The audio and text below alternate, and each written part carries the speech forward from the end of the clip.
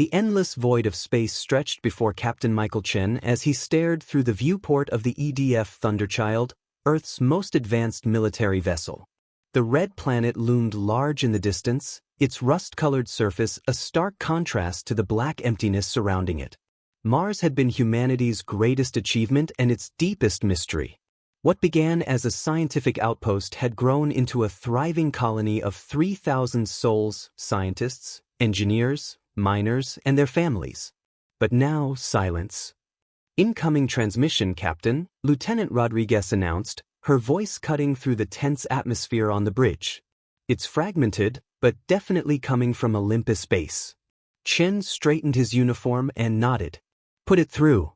The static-filled message played through the ship's speakers, sending a chill down every crew member's spine. "This is Dr. Alexandra Novak of Olympus base. You've discovered something ancient structure beneath Olympus Mons. Not alone, need immediate. God help us." The message cut off abruptly, leaving only the soft hum of the ship's engines. Chen looked around at his crew, their faces mirroring his own concern. They were soldiers, the best Earth had to offer, but this mission was quickly becoming something none of them had trained for. "Time to Mars orbit?" Chen asked, his voice steady despite the unease building in his gut. 14 hours, sir," replied Navigator Wilson, his fingers dancing across the holographic display. "We're pushing the engines to their limits." The Thunderchild wasn't alone. Behind it followed 5 other warships, the Excalibur, the Miyamoto, the Volkov, the Kruma, and the Athena. Earth's deadliest fleet, they called them in the news. Ships designed for war in an era of peace, now racing toward a mystery that could threaten everything humanity had built. Chen retreated to his quarters, pulling up files on Olympus base. The colony had been established 15 years ago, primarily as a research station investigating the feasibility of terraforming. Over time, it had expanded to include mining operations for rare minerals and a small agricultural dome. Regular communication was maintained through the Mars relay satellites. Until 3 days ago, when all contact suddenly ceased. Initially, Mission Control suspected a technical failure. But then came Dr. Novak's distress call, and everything changed. The United Earth government had immediately dispatched their most powerful fleet, not scientists or engineers, but soldiers. That decision alone told Chen more than any briefing could at in the mess hall. Conversations buzzed with speculation. Chief Medical Officer Dr. Patel sat down beside Chen, sliding a cup of coffee toward him. "The crew's on edge," she said quietly. "They signed up to fight other humans if necessary, not whatever this is." Chen took a sip from his cup. "We don't know what this is yet, Aisha. Could be 100 explanations that don't involve first contact." "And if it is," she pressed, "then we follow protocol. Establish communication if possible. Protect human life at all costs." Chen's voice dropped lower. "And ensure that Earth remains safe no matter what." Dr. Patel studied him for a moment. "You think it could be that serious?" Instead of answering, Chen pulled up a classified file on his tablet and slid it across the table. It showed thermal imaging of Olympus Mons taken by orbital satellites just before communications went dark. Unusual heat signatures pulsed from beneath the surface in patterns too regular to be natural. "Command didn't send us because they're optimistic," he said. Back on the bridge, Lieutenant Commander Jackson was reviewing the limited data they had on the Martian colony's last communications. "Sir, I've been analyzing Dr. Novak's message. There's something in the background, some kind of sound." He isolated the audio and amplified it. A rhythmic thumping echoed through the bridge, like massive machinery or footsteps. "Whatever they found under that mountain," Jackson said, "it sounds big." Chen felt the weight of command pressing down on him. 3,000 colonists depended on his decisions, and behind them, the entire human race. His orders were clear but disturbing. Investigate, rescue if possible, but above all, contain any threat. The fleet carried enough firepower to glass half the Martian surface if necessary. As Mars grew larger in their viewport, Chen couldn't shake the feeling that humanity was about to cross a threshold from which there would be no return. Whatever waited for them beneath the ancient dust of Olympus Mons had remained hidden for perhaps millions of years. Now it was awake. All hands to battle stations, he ordered. Deploy reconnaissance drones as soon as we achieve orbit. I want eyes on Olympus base before we send anyone down. As the klaxons sounded throughout the ship, Chen's gaze remained fixed on the growing red disk of Mars. Somewhere down there, 3,000 colonists waited, or something else entirely. The fleet would reach orbit in 14 hours. The mystery would be solved, one way or another, and Earth's deadliest fleet would be ready. The next 12 hours passed in a blur of preparation and mounting tension. Captain Chin reviewed the mission profiles of each crew member assigned to the ground team. These weren't just soldiers, they were the best Earth had to offer. Lieutenant Maya Ortiz, demolitions expert with 3 tours in the asteroid mining conflicts. Sergeant Theo Kim, former Special Forces with more combat drops than anyone in the fleet. Dr. James Walker, xenobiologist, though his specialty had been theoretical until now. All these years preparing for first contact, Walker said quietly as he checked his equipment beside Chin. We thought it would come from the stars, not beneath our feet on Mars. Chen nodded grimly. If that's what this is. What else could it be, Captain? Ancient structure, not alone. Those weren't the words of someone who found Martian microbes. The captain didn't answer. He'd been wrestling with the same questions since they'd received the distress call. Humanity had been searching the stars for signs of intelligent life for centuries. The discovery would change everything. Religion, philosophy, our very understanding of our place in the universe.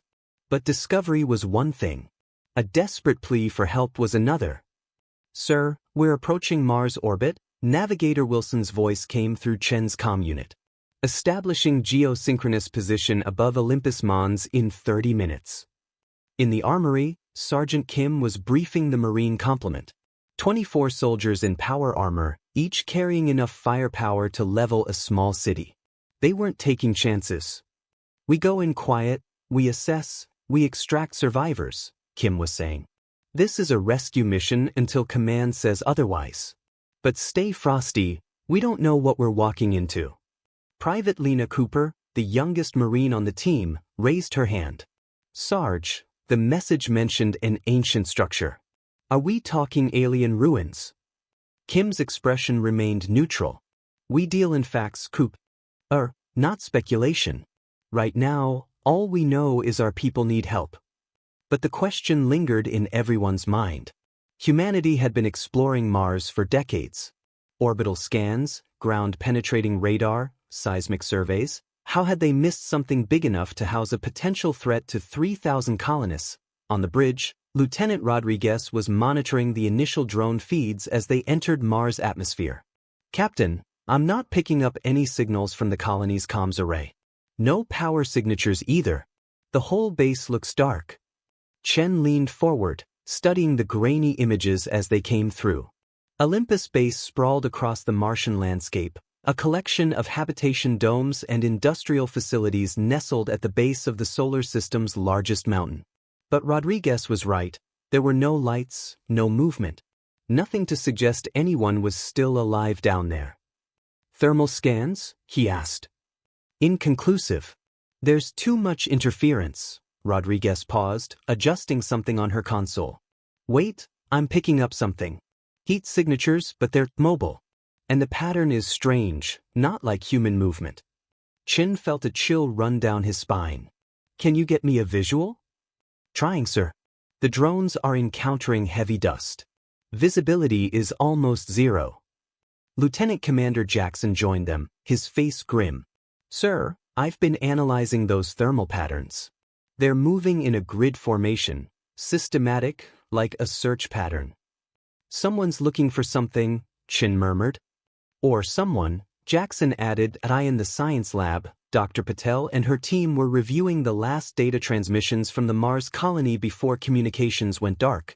Most were routine, atmospheric readings, geological surveys, agricultural reports. But one file, sent just hours before the blackout, caught her attention.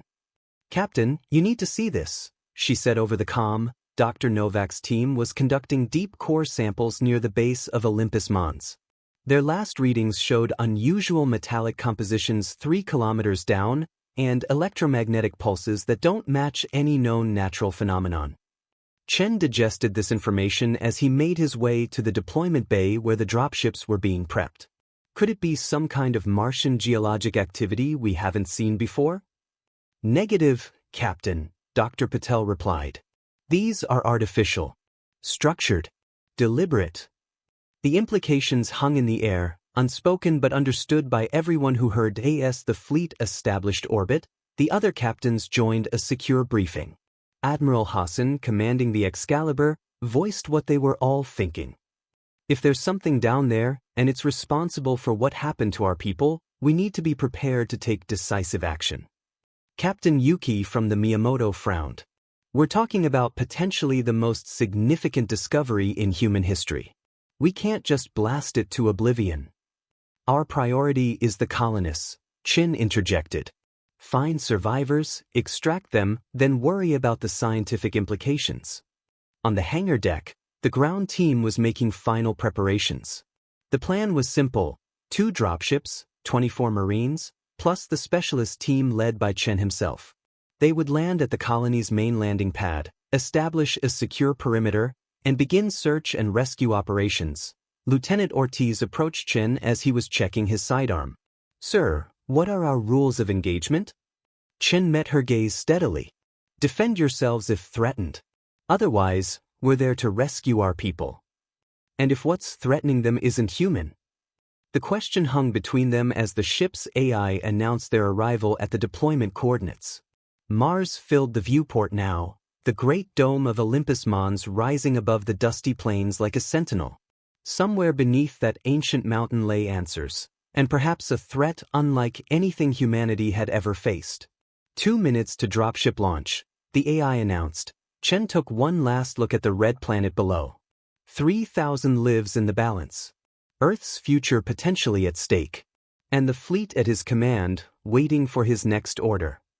Let's bring our people home, he said.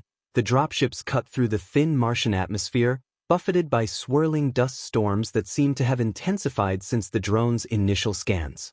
Red-tinged darkness surrounded them, broken only by the vessel's external lights and the occasional flash of lightning in the electrically charged dust clouds.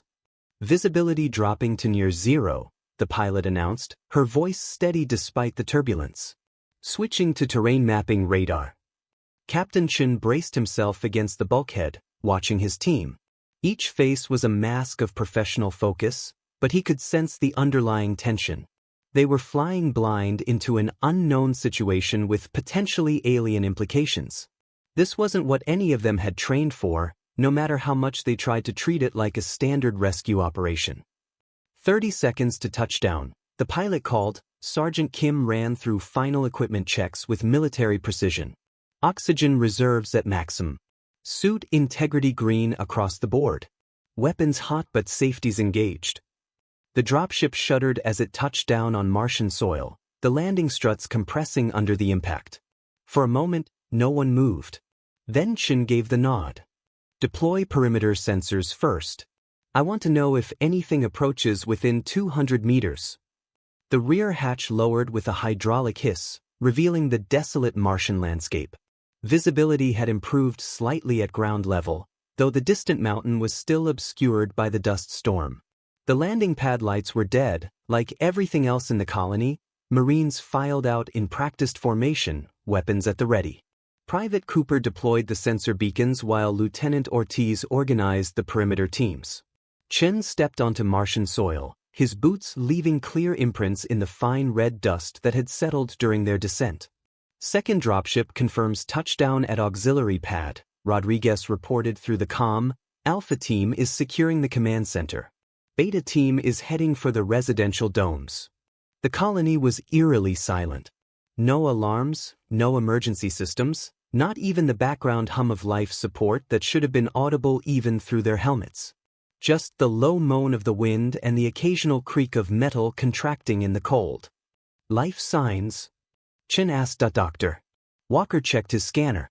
Nothing immediately detectable. But these buildings would shield any readings. They approached the main airlock of the administrative hub, a massive reinforced door designed to withstand the harsh Martian environment. It stood partially open, not damaged, but deliberately left ajar. Chen's unease deepened. "Breach protocol," he ordered. "Assume potentially hostile conditions inside." The Marines stacked up on either side of the door. Sergeant Kim placed a small device on the frame, which quickly interfaced with the airlock systems.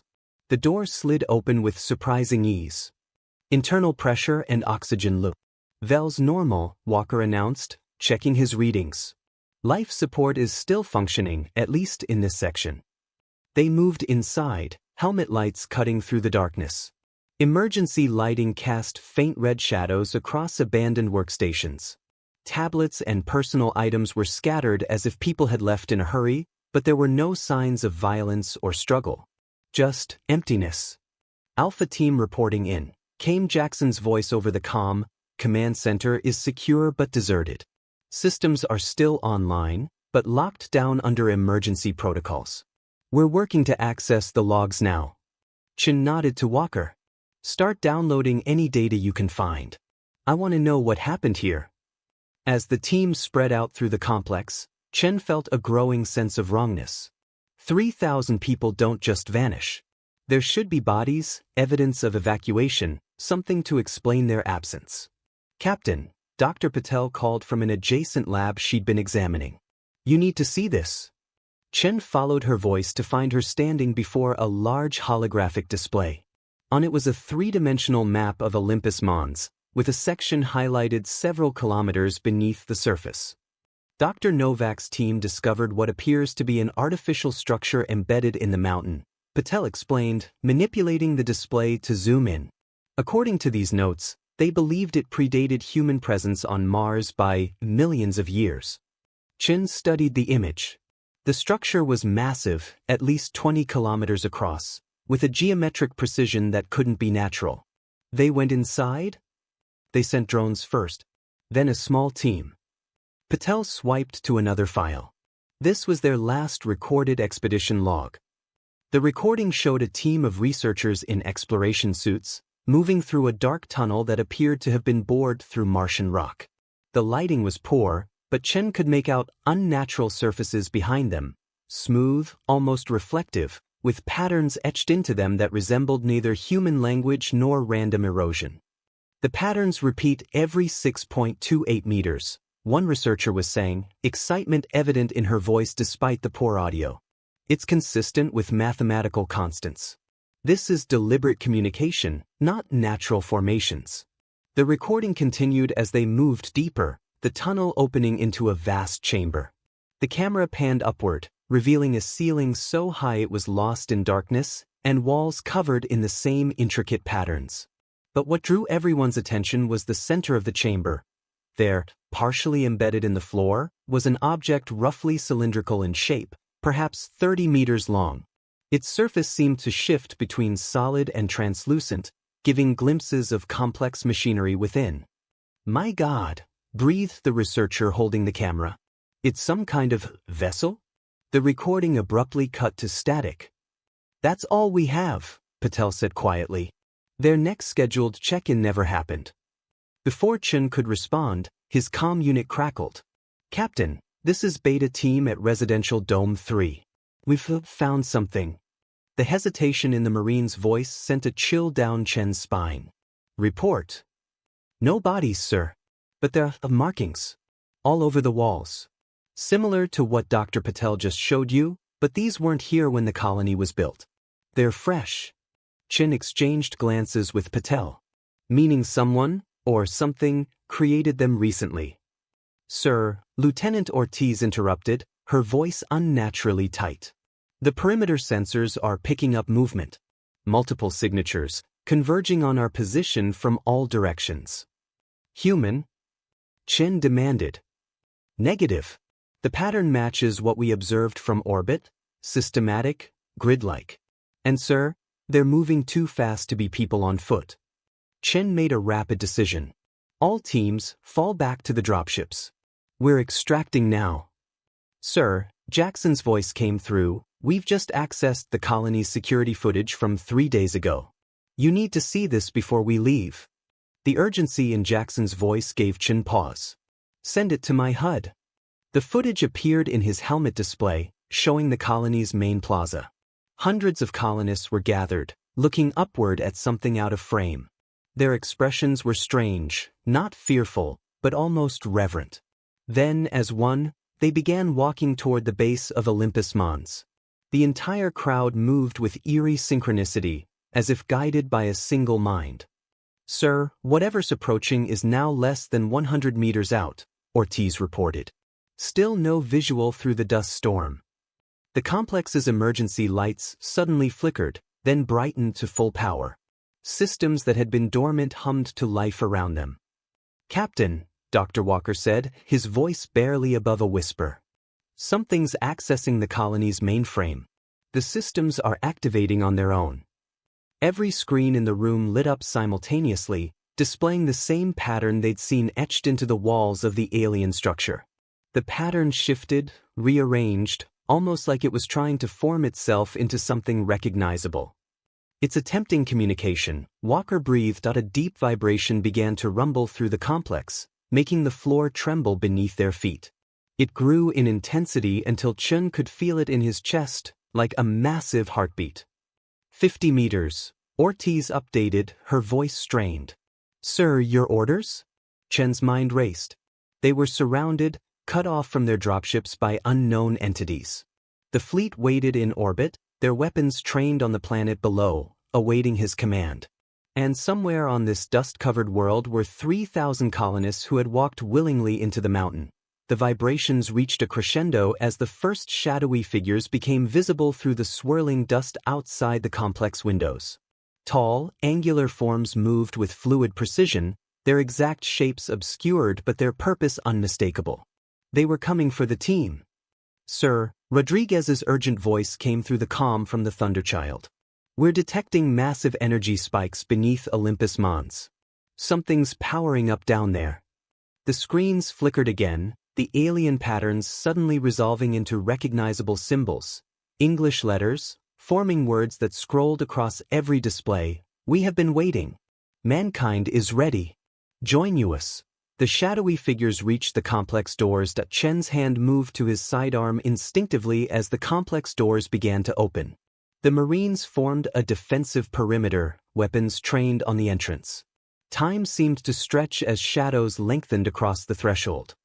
"Hold fire unless I give the order," Chen commanded, his voice steady despite the hammering of his heart. The figure that stepped through the doorway wasn't what any of them expected. It was human. A woman in a standard Mars colony environmental suit, the helmet visor obscured by a layer of red dust. She paused, then reached up and cleared the visor with a gloved hand.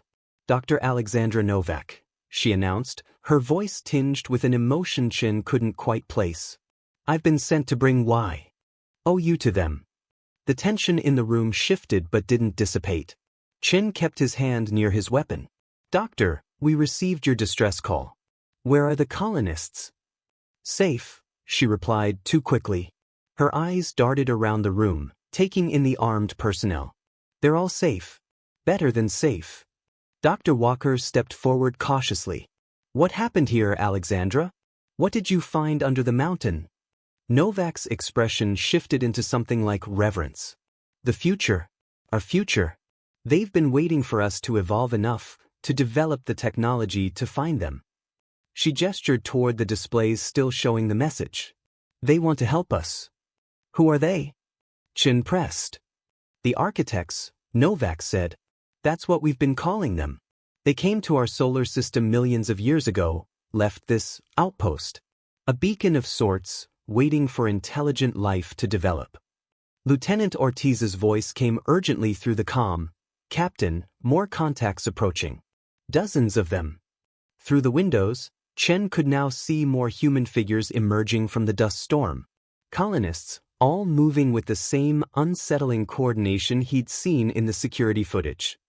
"Dr. Novak," Chen said carefully, "I need you to explain exactly what happened to you and the other colonists after you entered that structure." Novak's smile was serene, almost beatific. "We were given a gift, Captain. A new purpose. They showed us how to transcend our limitations." As she spoke, Chen noticed something strange about her eyes, a faint luminescence that seemed to pulse in rhythm with the vibrations still rumbling through the complex. Dr. Patel had been scanning Novak surreptitiously. She moved close to Chen and whispered, "Her neural patterns are altered. There's something interfacing with her brain. Some kind of technology." "Mind control?" Chen muttered back. "Not exactly. It's more like integration. But it's not just her brain. There are nanoscale changes throughout her body. She's being upgraded." The implications hit Chen like a physical blow. 3,000 colonists, all potentially transformed by alien technology. And now they were surrounding his team. "We need to leave," he decided. "Now." But as he gave the order, the building systems suddenly locked down. Blast doors slammed shut over the exits with pneumatic finality. "They don't want you to go yet," Novak said calmly. "They want to offer you the same opportunity they gave us." Before Chen could respond, his comm crackled with an urgent transmission from the Thunderchild. "Captain, we're detecting a massive energy surge from Olympus Mons," Rodriguez reported, her voice tight with alarm. "Something's happening up there. The mountain is opening." "Satellite feed to my HUD," Chen ordered. The image that appeared before his eyes confirmed Rodriguez's report. A massive section of Olympus Mons was shifting, rock and dust cascading down as an enormous aperture appeared near the summit. The scale was hard to comprehend. The opening had to be at least 5 kilometers across. "All ships, battle stations," Chen commanded. "Prepare for possible hostile action." Dr. Novak laughed softly. "They aren't hostile, Captain. If they were, none of us would be having this conversation." As if in response to her words, a new tremor shook the complex, stronger than before, causing equipment to topple and lights to flicker. But this wasn't coming from beneath them. It was from above. "Captain," Rodriguez's voice was barely controlled panic now. "We're detecting multiple objects emerging from the aperture. Massive objects. They're ships, sir. Like nothing we've ever seen." The image in Chen's HUD shifted to show what looked like elongated crystalline structures rising from the mountain, each easily the size of the Thunderchild. They moved with impossible grace, accelerating rapidly toward Mars' orbit where Earth's fleet waited. "Admiral Hassan is requesting fire authorization," Rodriguez continued. Chen's mind raced. Their mission parameters were clear: protect Earth at all costs. But firing on unknown entities without provocation went against everything he believed in. And if these architects had wanted to destroy humanity, why reveal themselves now? Why not simply eliminate the Mars colony quietly? "Tell the Admiral to hold fire," Chen ordered. "But maintain targeting solutions and be prepared to defend if necessary." He turned back to Novak. "What do they want from us?" "To help us," she repeated. "Humanity is at a crossroads, Captain. We've developed the technology to destroy ourselves a dozen times over. The architects have seen it happen on countless worlds, species reaching our level of development, then extinguishing themselves in war, environmental collapse, or technological disaster." As she spoke, the displays around them changed, showing images that made Chen's blood run cold. Worlds burning, civilizations crumbling, species vanishing. A grim parade of extinction events across what must have been thousands of planets. "They intervene," Novak continued. "They guide species past the great filter that destroys most technological civilizations. They've done it hundreds of times." "By taking control?" Chen demanded. "By stripping away free will?" Novak's expression hardened. "By offering a choice. The colonists made theirs. Now you must make yours." The building trembled again, but this time it wasn't from seismic activity. Something massive was landing outside. Through the windows, Chen could see a shadow falling over the complex as one of the crystalline ships descended from the storm clouds above. At the same moment, his comm erupted with frantic reports. "Captain, the other ships have surrounded our fleet," Rodriguez reported. "They're not attacking, but they've positioned themselves to cut off any escape or offensive action." "Sir," Jackson broke in, "I've accessed more of the colony records. You need to see this." A new file appeared in Chen's HUD, medical data from the colony hospital. It showed dramatic improvements in colonists who had been integrated, as Novak called it. Diseases cured, injuries healed, lifespans potentially extended by decades. But more disturbing were the brain scans, neural pathways reconfigured, new structures growing where none should exist. They aren't just changing bodies, Dr. Patel whispered, seeing the same data. They're changing minds, creating something different.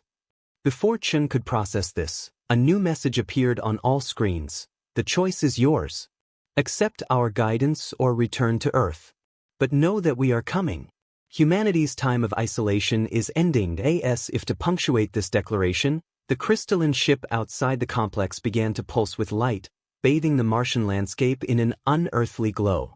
The colonists surrounding the building turned as one to face it, arms outstretched in welcome. Then came the twist that changed everything.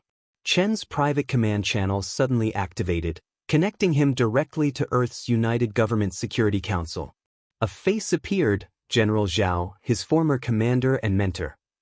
Captain Chen, Zhao said, his expression grim. We've been monitoring your situation. There's something you need to know. Sir? Chen responded, stepping away from the others.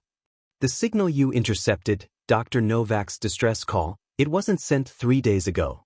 Our deep space relay stations picked it up 17 months ago, but it was classified at the highest levels. We've known about the architects for over a year. Chen felt the floor drop out from under him. What are you saying? I'm saying this isn't first contact, Michael. It's first response. We sent your fleet not as rescuers, but as an assessment team. Assessment for what? Zhao's next words chilled Chen to his core. The architects have visited Earth before. We found evidence in archaeological sites across the planet. The same patterns, the same technology, buried for thousands of years. They've been watching us, waiting. And now they've decided we're ready. Ready for what? Chen demanded. That's what you need to find out. Because whatever choice they're offering you on Mars, they'll be offering to all of humanity soon. And we need to know if we should accept or fight. Outside, the crystalline ship had settled onto the Martian soil, its surface rippling like liquid metal. A seam appeared along its length, beginning to part like massive jaws opening. Chen stood at the precipice of humanity's greatest moment, carrying a burden he never could have imagined. The truth of their mission, the fate of the colonists, the nature of the architect's offer, all of it converged on this single point in time. And the choice he was about to make would echo across human history forever. The ship opened fully, revealing a blinding light from within. The light from the ship was blinding at first, forcing Chen to shield his eyes. As his vision adjusted, he could make out a silhouette emerging from the brilliance. A form that was humanoid but distinctly not human. It moved with liquid grace, each step precise and deliberate as it approached the complex entrance. Captain, Dr. Patel whispered, your orders? Chen's mind raced. The fate of not just his team but potentially all of humanity rested on what happened in the next few minutes. The weight of it was almost paralyzing. Hold positions, he finally said. No aggressive moves. The doors to the complex slid open once more, and the being entered. It stood nearly 3 meters tall, its body seemingly composed of the same crystalline material as the ship's, constantly shifting between translucence and opacity. Where a face should have been was a swirling pattern of light that reminded Chen of the mathematical sequences they'd seen etched into the walls of the structure beneath Olympus Mons. Dr. Novak stepped forward and bowed her head slightly. The architect has come to speak directly. This is unprecedented. The being raised what approximated a hand, and every screen in the complex came to life simultaneously, displaying a cascade of images. Earth's history, from primitive civilizations to modern cities, from humanity's greatest achievements to its most terrible wars. The display moved faster and faster until it became a blur of human experience. When it spoke, it wasn't with sound but with thoughts that materialized directly in Chen's mind. Your kind stands at the edge of transformation, it communicated. You have reached the point where your technology outpaces your wisdom. This is the moment when most species destroy themselves. Images of nuclear devastation, climate collapse, and technological disasters flashed across the screens. We offer guidance, not control. Enhancement, not replacement. The architect extended its hand toward Qin, and within its crystalline palm appeared a small object, a perfectly formed cube that seemed to shift between states of matter. This is the Nexus, a bridge between your minds and ours. Through it, you may access knowledge accumulated across billions of years, from thousands of civilizations across the galaxy. Qin found his voice at last. And what do you get from this exchange? The architect's form pulsed with what might have been amusement. Evolution, diversity, new perspectives. Each species that joins our collective adds unique insights. We are not conquerors, Captain Qin. We are librarians preserving the knowledge of the cosmos. And the colonists? Qin pressed. What exactly have you done to them? Dr. Novak stepped forward. Show him, she said to the architect. Show him what I've seen. The being nodded, then raised both arms. The air between them shimmered, and suddenly Qin found himself mentally transported, not just seeing images but experiencing them fully, as if he were there. He stood on an Earth transformed, cities that blended seamlessly with natural landscapes, technology that operated in perfect harmony with the environment. Humans worked alongside beings from a dozen worlds, their minds linked in ways that allowed instant communication of complex concepts. Disease was virtually non-existent. Resources were abundant through advanced molecular manufacturing. Space vessels departed regularly for distant stars, carrying the combined knowledge of Earth outward to new frontiers. But as Chen looked closer, he noticed something troubling. The humans in this vision seemed changed. Their eyes held the same luminescence as Novak's, their movements too precise, their emotions too controlled. They were human, but something fundamental had been altered. The vision faded, and Chen found himself back in the Mars complex, breathing hard as if he'd run a marathon. That's your offer? He asked, struggling to process what he'd witnessed. Humanity achieves utopia, but at the cost of what makes us human? You misunderstand, the architect responded. What you perceive as loss is merely transformation. The essence remains. Chen's private comm channel activated again. Captain, General Zhao's voice came through. We've analyzed all available data on the colonial transformations. The process appears to be selective. What do you mean, selective? Some colonists were changed more significantly than others. Those with aggressive tendencies, sociopathic characteristics, or extreme ideological views were adjusted more extensively. The architects appear to be neutralizing what they perceive as threats to collective harmony. Chen felt a chill run through him. They're rewriting personalities. For the greater good, Dr. Novak interjected, clearly having overheard. I was there, Captain. I saw individuals who had been violent, selfish, destructive, transformed into productive, compassionate members of our colony. Without their consent, Qin countered. With informed consent, Novak insisted. Everyone was shown exactly what would happen. Most chose integration willingly. Most. Chen caught the qualification. What about those who refused? Novak's expression faltered slightly. They were given time to reconsider. Before Chen could press further, the complex shook violently, not from any action of the architects, but from an explosion somewhere outside. Warning alarms blared throughout the facility. Captain! Rodriguez's voice came urgently through the sea. The Athena has opened fire on one of the alien vessels. Admiral Hassan has ordered a full offensive. Chen's blood ran cold. Belay that order immediately. Tell Hassan to stand down. It's too late, sir. The alien ships are responding. Through the complex windows, Chen could see energy discharges in the sky above, the fleet engaging with the architect vessels. Even at this distance, he could tell the battle was hopelessly one-sided. The crystalline ships moved with impossible speed, absorbing or deflecting weapons fire that should have vaporized them.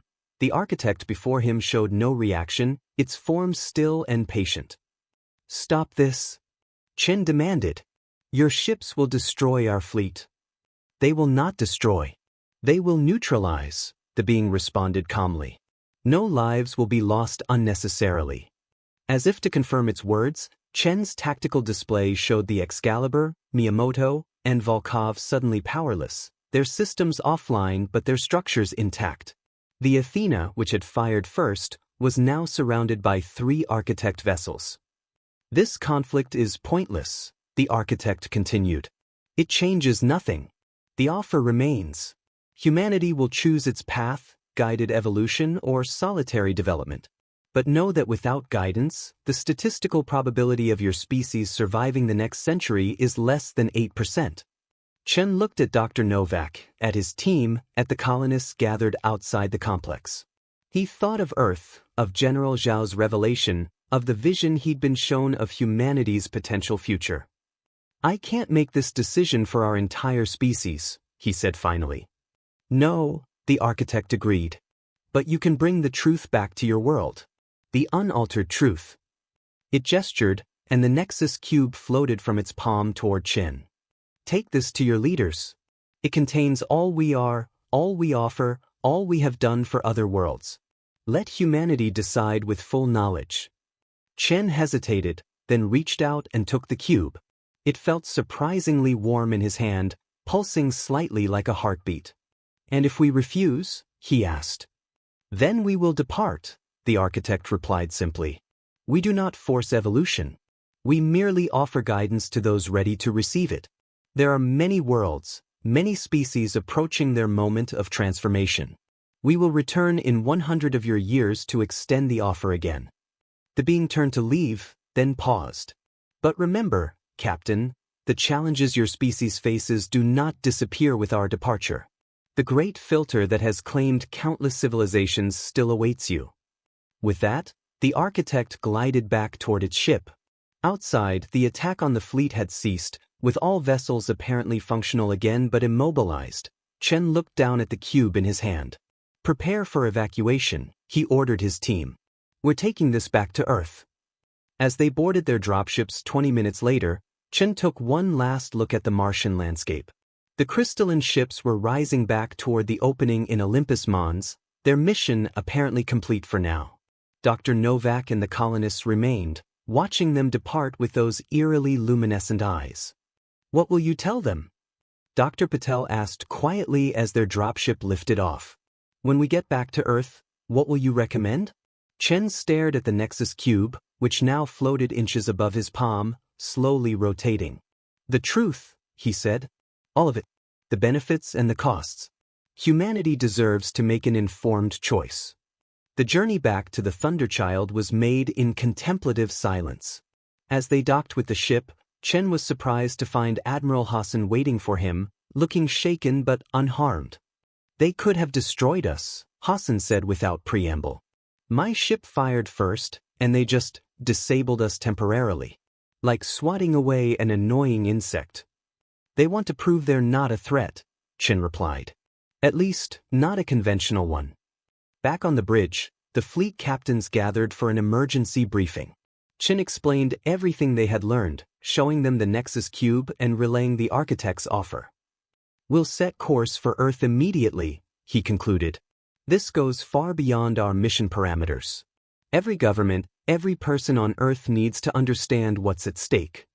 As the fleet broke Mars' orbit, Chen stood at the viewport, watching the red planet recede. The Nexus cube hovered nearby, its internal lights pulsing in patterns that seemed almost hypnotic. Something nagged at the back of his mind, something about the Architect's parting words, about the great filter that had claimed countless civilizations. If their offer was genuine, why mention that? Why emphasize the danger? Captain, Lieutenant Rodriguez called from her station. I'm picking up an unusual signal from the Nexus cube. It seems to be transmitting. Chen's instincts flared. Transmitting what? To where? I can't determine the content, sir. But the destination appears to be everywhere. It's broadcasting on all frequencies, strong enough to reach Earth ahead of us. Chen moved quickly to the cube, studying it with new suspicion. Isolate it. Now. But before they could act, the cube pulsed brightly and projected a holographic display that filled the bridge. It showed Earth, surrounded by thousands of the crystalline ships, far more than they had seen at Mars. The image zoomed in, showing the same transformation beginning on their home planet that they had witnessed in the colony. "My God," breathed Admiral Hassan. "They're already there." Then the true nature of the architect's plan became clear. The Mars colony hadn't been a random discovery, it had been a test case, a controlled experiment to measure humanity's response. And the fleet hadn't been sent to make a decision, but to witness one that had already been made. The cube pulsed once more, then spoke with the architect's voice. "You thought the choice was yours to make, Captain Chin. But humanity's leaders made their decision 17 months ago, when they first received Dr. Novak's message. Your mission was never about rescue or assessment. It was about documentation, recording the final moments of humanity as it has existed until now. By the time you return to Earth, the transformation will be complete." The cube dissolved into particles that dissipated harmlessly into the air, leaving the bridge in stunned silence. Chen turned to the communications officer. "Open a channel to Earth, all frequencies." Static was the only response as the reality of their situation sank in. Chen looked around at his crew, at the fleet that now represented perhaps the last unaltered humans in the solar system.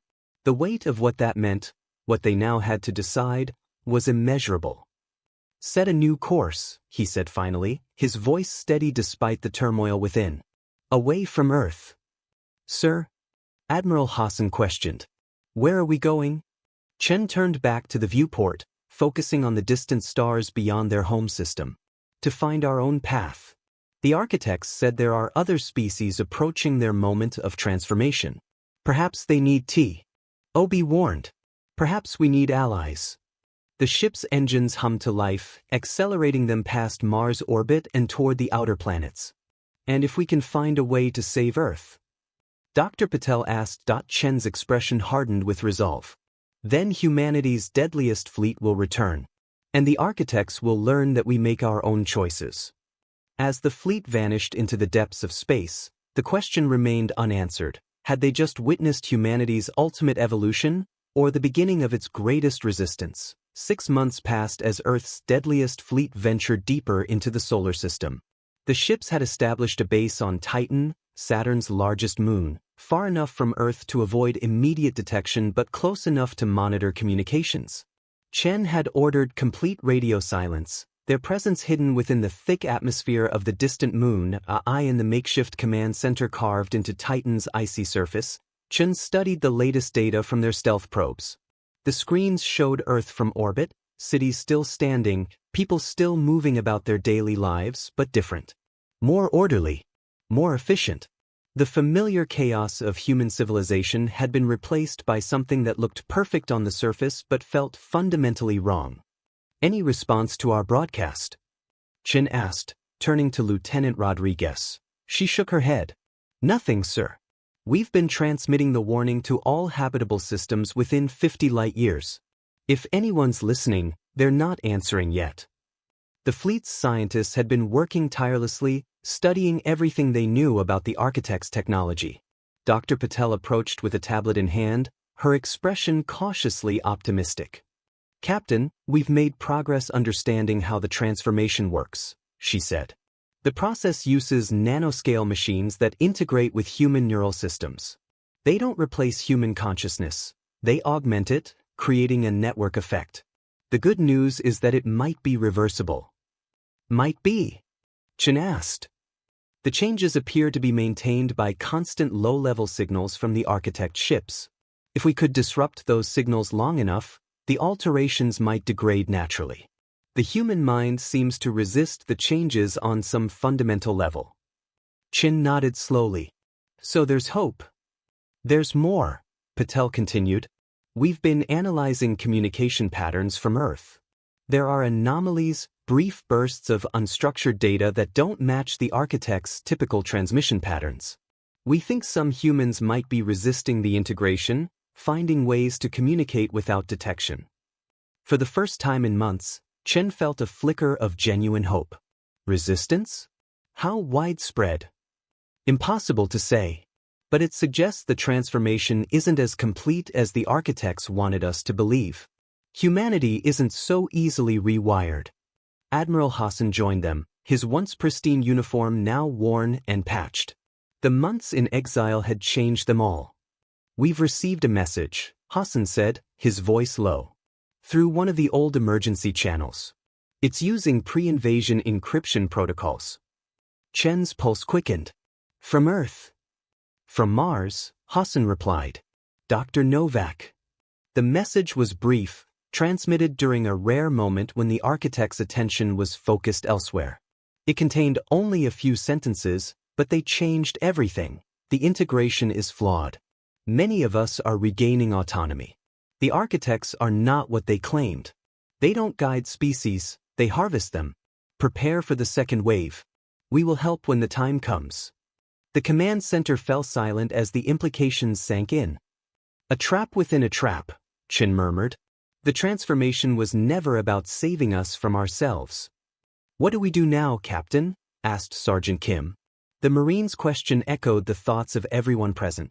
Chen stood, looking at the faces of his crew, the last unaltered humans, or so they had believed.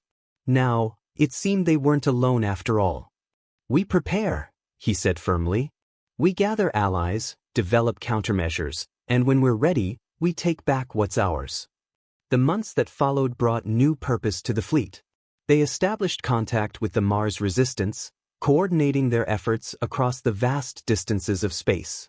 Other ships from Earth's outposts joined them, vessels that had been far enough away to escape the initial transformation. Chen stood on the observation deck of the Thunderchild, watching as their small armada grew. Engineers had retrofitted the ships with experimental shields designed to block the architect's control signals. Scientists had developed weapons that might affect the crystalline vessels. It wasn't much, but it was a start. Dr. Patel joined him, gazing out at the rings of Saturn glittering in Titan's sky. "Do you think we can win?" she asked quietly. Chen considered the question carefully. "I think humanity has survived because we never stop fighting, even when the odds seem impossible. The architects might have thousands of years of advanced technology, but they've never faced humans before. What if we fail?" "Then we'll fail knowing we chose our own path," Chen replied. "That's what makes us human, not our biology or our intelligence, but our stubborn insistence on free will."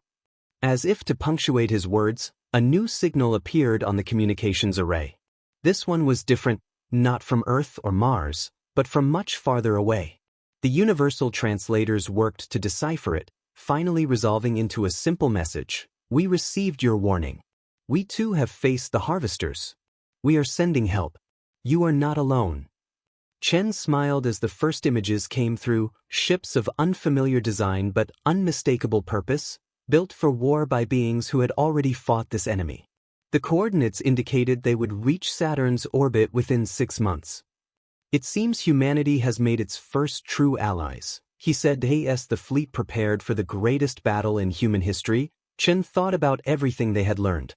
The architects, or harvesters as their new allies called them, had underestimated the very quality that made humans dangerous: their refusal to submit, even in the face of seemingly benevolent control. Earth's deadliest fleet would soon return home, carrying with them the one thing the architects had never anticipated: hope. And with it, the unshakable human determination to write their own destiny among the stars. The real war for humanity's future was just beginning.